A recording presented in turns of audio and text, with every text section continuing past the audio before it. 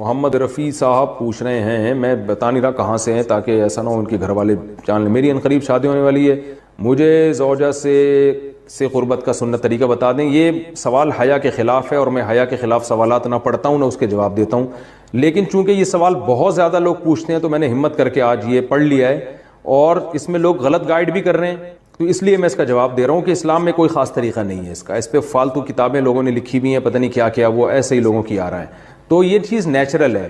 جیسے کوئی پوچھے کھانا کھانے کا طریقہ کیا ہے، تو بھائی منہ میں نوالا ڈال کے چباؤ، نگل لو، خود بخود فطرت سکھاتی ہے انسان کو۔ تو ایسی زوجہ کے قریب فطرت خود سکھا دیتی ہے۔ ہاں، شریعت نے جس طریقے کو حرام قرار دیا ہے وہ سب کو معلوم ہے کہ جو ہے وہ اللہ تعالیٰ نے جو بدکار لوگ جس طرح سے کرتے ہیں، جو لڑکوں سے بدفعلی کرنے والے لوگ ہیں، وہ طریقہ حرام ہے۔ تو باقی اللہ تعالیٰ نے میاں بیوی کا معاملہ رکھا ہے، ایک دوسرے کا لباس ہے، تو کمرے کی باتیں ہیں وہ جیسے چاہیں مناسب سمجھیں، وہ ان کا اپنا ذاتی عمل ہے، اس کا کوئی خاص طریقہ نہیں ہے، اور یہ نیچر انسان کو خود سکھاتی ہے۔ نہ یہ طریقے نہ کسی سے سیکھنے کی ضرورت ہے۔ بعض لوگ تو حد درجے کی بے شرمی کرتے ہیں، وہ شادی سے پہلے جو ہے وہ فحش فلمیں دیکھتے ہیں تاکہ ہمیں طریقہ آ جائے۔ یہ انتہائی درجے کی بےہودگی ہے، انتہائی درجے کی ایک لعنتی عمل ہے یہ۔ تو یہ کوئی خاص طریقہ نہیں ہے۔ میاں بیوی ایک دوسرے کا لباس ہیں، وہ جس طرح سے ایک دوسرے کو سیٹسفائی کر سکتے ہیں وہ کر لیں، تاکہ ان کی توجہ کسی اور طرف نہ جائے، وہ حلال کی تسکین ان کی بند کمرے کے اندر ہو جائے۔ اور یہ باتیں لوگوں سے شیئر بھی نہیں کرنی چاہیے۔ آج یہ بھی ایک حرام کاری ہو رہی ہے، میں بہت سخت الفاظ استعمال کر رہا ہوں اس لیے کہ یہ، اور میرے پاس کوئی ہلکا لفظ نہیں ہے۔ وہ کیا ہوتا ہے کہ مرد اپنی زوجہ سے ہم بستری کر کے اس کے راز دوستوں کے سامنے فاش کر رہا ہوتا ہے، میں نے ایسے کیا، میں نے ایسے کیا۔ لڑکیاں بتا رہی ہوتی ہیں اپنی فرینڈز کو کہ میرے شوہر نے میرے ساتھ ایسے کیا۔ یہ بہت لعنتی عمل ہے۔ آپ صلی اللہ علیہ وسلم نے فرمایا جو عورت اپنے شوہر کے راز یا شوہر بیوی کے راز فاش کرتا ہے اس پر لعنت ہے، حدیث کا مفہوم ہے یہ۔ تو یہ بند کمرے کی میاں بیوی کی باتیں، جس طرح سے وہ ایک دوسرے کو سیٹسفائی کر سکتے ہیں وہ کریں، ایک دوسرے کے لیے وہ حلال ہیں، اور بس وہ طریقہ جو لڑکوں سے بدفعلی والا طریقہ ہے وہ طریقہ اسلام میں حرام ہے۔ اور اسی طرح اورل سیکس پہ بھی میں ایک کلپ ریکارڈ کروا چکا ہوں، وہ بھی سن لیا جائے، یا علماء کی جو اس بارے میں رائے ہے وہ دیکھ لی جائے۔ تو اس کے علاوہ جو بھی ہے میاں بیوی ایک دوسرے کے لیے اللہ نے حلال کی ہے، کوئی خاص طریقہ نہیں ہے، اور یہ حیا کی باتیں، ان کو بند کمرے کے اندر ہی رہنا چاہیے ان چیزوں کو۔ اور اس کے لیے جو فحش فلمیں دیکھی جا رہی ہیں یہ بہت غلط حرکت ہے، اور اس کو نا ایک ایجوکیشن کا نام دے دیا گیا اس زمانے میں، اور سیکس کی تعلیم کے نام سے بچوں کو پڑھایا جا رہا ہے اسکول میں۔ یہ سب بےہودگی ہے۔ لاکھوں سال سے انسان دنیا میں زندہ ہے، تو کیا اس کو یہ پتہ ہی نہیں تھا، اور یہ ساری 6 ارب انسان ایسے ہی بغیر تعلیم کے پیدا ہو گئے ہیں کیا؟ تو یہ تو چیزیں نیچر خود سکھا دیتی ہے انسان کو کہ کیا کرنا ہے، کیسے کرنا ہے۔ اس میں کوئی اسکول کالج میں پڑھنے کی ضرورت نہیں ہے۔ ہاں، شرعی احکام اس کے 2-4 ہیں، وہ علماء بتاتے رہتے ہیں، وہ کتابوں میں لکھے ہوئے ہیں کہ کون سا راستہ حرام ہے اور کون سے راستے میں آنا جائز ہے۔ تو اس لیے میں نے بہت ہی دل پہ پتھر رکھ کے آج اس کلپ کو ریکارڈ کروایا ہے، تاکہ لوگ اس بارے میں غلط طرف نہ جائیں اور ایک چیز کو ایک بہت بڑا ایشو نہ بنا لیں لوگ۔ بیوی کا شوہر کو ہم بستری سے روکنا۔ حدیث میں ہے کہ جو بیوی اپنے شوہر کو ہم بستری کرنے سے انکار کرے اس پر رات بھر لعنت برستی ہے۔ اس حدیث کی وضاحت فرما دیں۔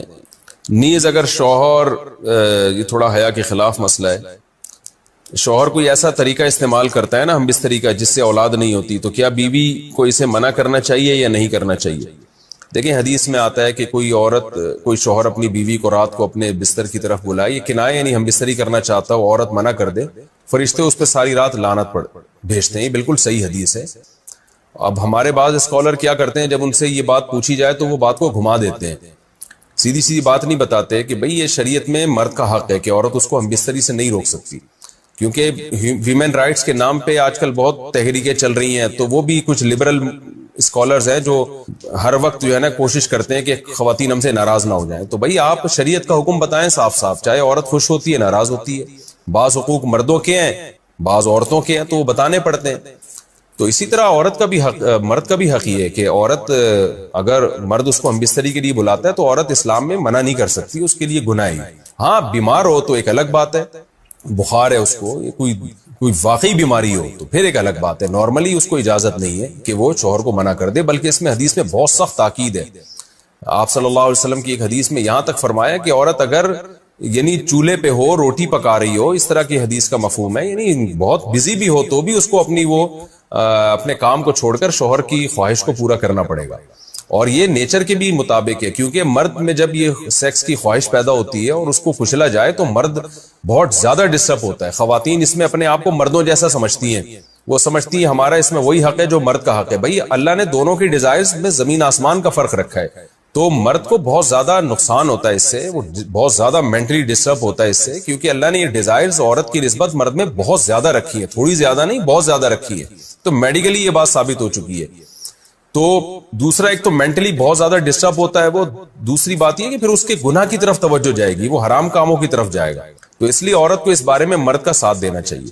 یہاں فوراً بعض خواتین یہ سوال پوچھتی ہیں کہ اچھا اگر عورت کے دل میں خواہش ہو اور مرد وہ خواہش پوری نہ کرے تو کیا مرد پہ بھی لعنت ہوتی ہے؟ تو اس کا سیدھا سیدھا جواب یہ کہ نہیں، مرد پہ لعنت نہیں ہوتی. اس کی وجہ یہ ہے، دو اور دو چار کی طرح میں صاف بات کروں گا.